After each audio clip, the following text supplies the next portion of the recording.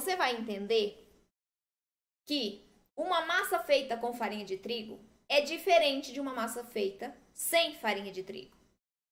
Não é só porque eu tirei o trigo. É porque eu adicionei outros tipos de ingredientes que eu não estou familiarizada a usar. E aí, o meu resultado, ele é alterado. A sua visão, ela precisa ser modificada, porque o ponto da massa com farinha de trigo é diferente do ponto da massa sem glúten. Ontem nós falamos sobre isso, e isso acontece principalmente por conta das nossas farinhas. Aqui a gente tem muitas opções de farinhas. E cada uma vai interferir de um jeito diferente dentro da receita. Entendendo isso, você consegue lidar com essa visão. E você já vê, eu sei que aqui eu tenho várias farinhas, e isso é bom porque eu tenho várias opções, né? Principalmente de enriquecer nutricionalmente a minha receita. Entendendo que eu tenho várias farinhas e que cada uma se comporta de um jeito diferente, eu vou mudar a minha visão sobre o sem glúten. Eu não posso entrar para fazer uma receita sem glúten pensando na receita com farinha de trigo. O ponto do pão com a farinha de trigo é esse. Eu não posso deixar o meu pão sem glúten no mesmo ponto, porque o resultado final vai ficar ruim. Seco, duro. Porque é diferente. Então, antes de você entrar para fazer receita, né? Meu Deus, eu tenho que fazer uma receita para eu poder comer. Primeiro, você tem que entender isso. Porque senão você vai errar. Você vai errar a receita. Eu sei disso porque eu errei. Eu não entendia essa diferença. Eu não entendia que o ponto modificava. E aí eu errei muita receita. E não foi só eu, não. Tenho vários relatos de pessoas que também pensavam diferente. Então, começa aqui, começa na consciência de que a receita sem glúten, ela é diferente, ela é mais delicada, ela requer mais cuidados ao ser executada. E aí você começa a entender os ingredientes e esse novo mundo sem glúten e sem leite.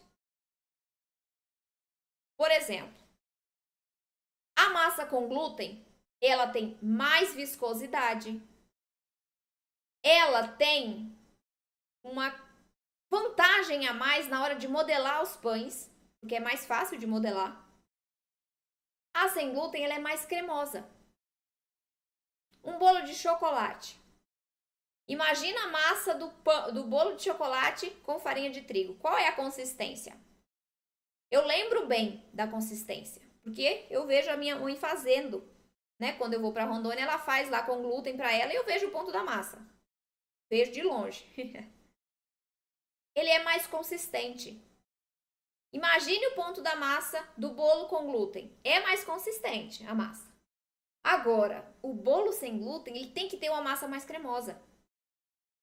Porque dentro do forno, durante o processo de cocção, os ingredientes vão absorver aquela umidade. Se tiver mais seca a massa, vai faltar umidade. Aí o resultado final vai ficar seco, duro, não cresce bem e esfarela com mais facilidade. Então, é diferente o ponto, é diferente o uso dos ingredientes, a aplicação das técnicas é diferente. E é importante você começar a entender isso, a pensar assim. Porque aí fica tudo mais simples. Fica tudo mais simples de entender quando você já começa a mudar a sua visão sobre o sem glúten e o sem leite. Eu sei que mesmo eu falando tudo isso aqui, tem muita gente que deve estar pensando assim, não, gente, eu não tenho dinheiro. Mas é muito difícil fazer receita sem glúten e sem leite. Eu tenho que olhar muita coisa, eu tenho que saber de muita coisa. Vou te falar uma coisa. Quando você tem um passo a passo, não é difícil. Quando tá tudo embaralhado na sua cabeça, sim, é complicado. Você precisa de organização. Você precisa de um passo a passo para tornar essas informações, encaixar essas informações. E aí tudo fica mais simples. Por exemplo, você vai fazer uma receita de bolo. E aí, na sua cabeça, você já sabe. Eu tenho que separar os ingredientes, né? Eu tenho que misturar nessa determinada ordem aqui que está citando na receita. Vou arrumar minha forma desse jeito e vou colocar para assar nessa temperatura por esse tempo. Isso é um passo a passo, tá? E aí, no sem glúten, você tem esses passos, que são os mesmos passos, mas só que dentro de cada passo tem coisinhas específicas. E conforme você vai praticando e entendendo isso, vai se tornando automático para você. Quando você tem um resultado macio e fofinho, você vai ver que tudo vai valer a pena. Minha aluna Mariana, ela descobriu que as duas filhas dela tinham alergia ao ovo, ao leite e ao glúten.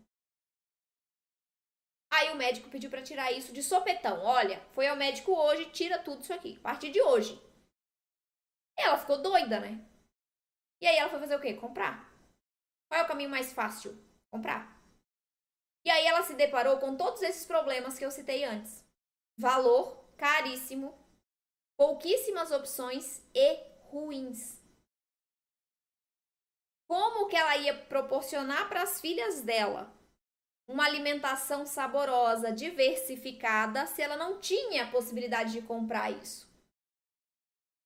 Aí o que ela decidiu? Não, assim não dá. Minhas filhas não vão poder comer fruta no café da manhã, só fruta. Criança nenhuma sobrevive a isso. Palavras dela. Aí ela foi fuçar na internet para aprender a fazer e ela me achou.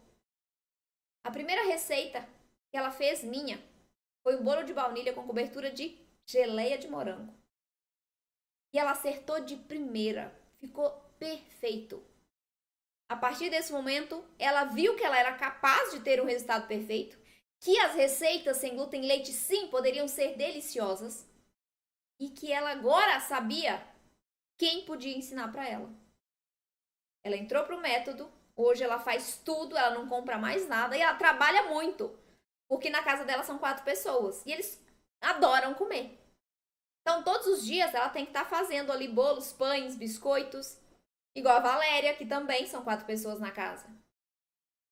Mas não é muito mais gratificante, saudável, você oferecer um produto de qualidade para sua família que lhe custe menos financeiramente, né? Psicologicamente também, porque a gente se frustra demais quando erra as receitas. É muito melhor, porque você tá vendo a sua família comendo com prazer. Você tá vendo pessoas que nem precisariam comer sem glúten, mas estão comendo porque elas gostam do preparo.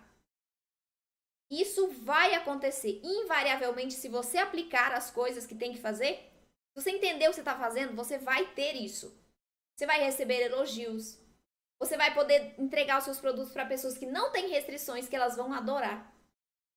Eu sei disso porque eu faço isso. Eu recebo esses pedidos. Meus alunos também. Meus alunos vendem. Vendem para pessoas que nem têm restrição. Que gostam, só que gostam. Isso é sensacional. Você tem que tomar a decisão de aprender. Quando a gente pensa em decisão de aprender, não é, acho que eu vou fazer uma receitinha aí. Não é assim.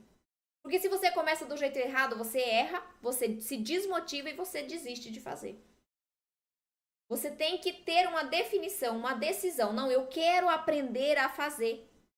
Mas eu quero aprender a fazer do jeito certo, para eu já começar a ter resultados e parar de jogar ingrediente no lixo ou de jogar ingrediente fora, gastar dinheiro, tempo e pior, ficar frustrada com isso. É possível, você também pode. Eu não sabia fazer nada, eu aprendi. Só que eu aprendi sozinha, então demorou muito mais tempo, foi muito mais desgastante. Mas eu consegui, se eu consigo, vocês conseguem. Acreditem em mim. E eu tô aqui para ajudar vocês. Olha aí, a Denise. Meu genro falou que agora só quer comer os meus bolos. Incrível. Tem uma aluna minha aqui de Brasília, até falei sobre ela ontem, que o filho liga para ela: mãe, tô indo aí, faz o bolo X, faz o biscoito X. Eles gostam. Eles não têm restrições. Eles só gostam. Imagina você proporcionando uma alimentação segura e saudável para o seu filho e para sua filha. A Adriana e Moisés, ela tem restrição, ela é celíaca. E ela me falou isso. Eu me sentia culpada de Porque todo mundo, eles tiraram o glúten de dentro de casa, o glúten e o leite, por causa dela. E ela dizia que se sentia culpada porque o filho dela tinha que comer coisa ruim, porque não podia comer coisa com glúten dentro de casa. Hoje, ela não se sente mais culpada. Ela tirou essa culpa de cima dos ombros dela, porque eles conseguem oferecer um produto saudável, saboroso pro filho também, mesmo sendo sem glúten e sem leite.